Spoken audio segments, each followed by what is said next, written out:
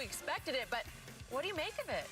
Shannon Sharpe, because I covered the Dodgers for the LA Times a long time ago. I remain a Dodger fan. I was rooting my brains out last night as they staged a stunning comeback, which fell 1 run short because of a last hard-hit ball that did not find a hole. 8-7. I wish they had pulled that off, but I still think it's momentum into today on FS1. I will be watching, and I am on the edge of my seat. Yeah, they definitely have momentum, Skip, because they were down 7-0, and then all of a sudden they come back and almost win this ball game. But the Braves with Freddie Freeman and Acuna Jr. and Albies, Skip, they loaded. And they're built basically like the Dodgers. They got pitching, and their 1 through 5 hitters can hit it out the park. Both teams are loaded. Yes. Yes.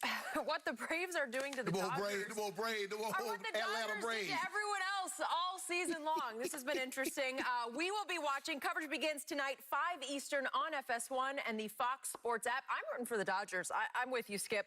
All right, let's get back to the NBA. Brothers Stan and Jeff Van Gundy have become top candidates for some of the NBA head coaching vacancies. According to reports, Stan is among the finalists for the Pelicans' open position and will interview with the team, while Jeff is supposed to interview with the Rockets today and is currently one of their leading candidates. So, Shannon, how do you explain the Van Gundy brothers being such hot commodities right now? Well, I mean, the little bit that I don't listen to the game broadcast, but I hear them speak before the game, Skip, and they're very knowledgeable. Stan Van Gundy, let's take Stan first.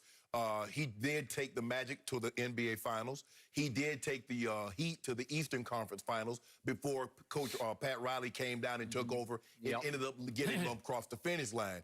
Jeff Van Gundy, Skip, his knowledge is expansive. And I think him being a broadcaster, him and staying around the game, if he can implement what he'd be talking about with Mark Jackson, hopefully Mark Jackson is in the running for one of these jobs or get an interview. If he can relay that to his team, Skip, the way he relays it to people that just watching, Skip, I think somebody's going to get a heck of a coach. But I think both of these guys will be well situated. I think, so basically it's Ty Lue, the Van Gundy brothers, and I don't know, for whatever reason, Mark Jackson's not even getting an interview. So I think, Skip, I like the Pelicans. I like them, but Skip, they're rebuild, and I think they're just growing up. Skip, it's going to take a while. And are you willing to take those growing lumps because the West is going to be loaded, and the expectations with Zion are going to be there. So, but I think both of these guys will make unbelievable candidates. Ty Lue gonna get one of these jobs? I hope it's the Clippers. That's just me. So, Shannon Sharpe, here's what I cannot quite wrap my head around. Here we have 2 Van Gundy brothers who played Division III basketball, who are now prime head coaching candidates once again for 2 very good jobs. Pelicans could be very good at some point, and Rockets, where Jeff was already the coach for 4 years. He lives in Houston. It'd be a silver platter job for him. But I sit back and think, a league is led by LeBron James and Anthony Davis and Kawhi Leonard and Paul George, and we can go Kevin Durant and Kyrie Irving. And these 2 guys, older white guys, one's 61, Stan is 61, and Jeff is 58. And Jeff hadn't last coached in 2007. That's correct. And they're going to get, quote-unquote, plum jobs. And again, Mark Jackson not getting an interview. I don't know what. This league is saying no to him. Mark, whatever you said, look, what I may have said, what was said then is not my views currently. I made a mistake. I'm sorry. I apologize. But, Skip, whatever the case may be, that can't be a death sentence, is it? That you can't even get an interview? Forget the job. Just let me sit in front of you and explain my side of the story. I got it. So I don't mind team builders, architects who did not play basketball, because sometimes they're better at building teams than Michael Jordan is in Charlotte. And I talk about, you know, my guys like Sam Presti or R.C. Buford, who I think 2 are the best.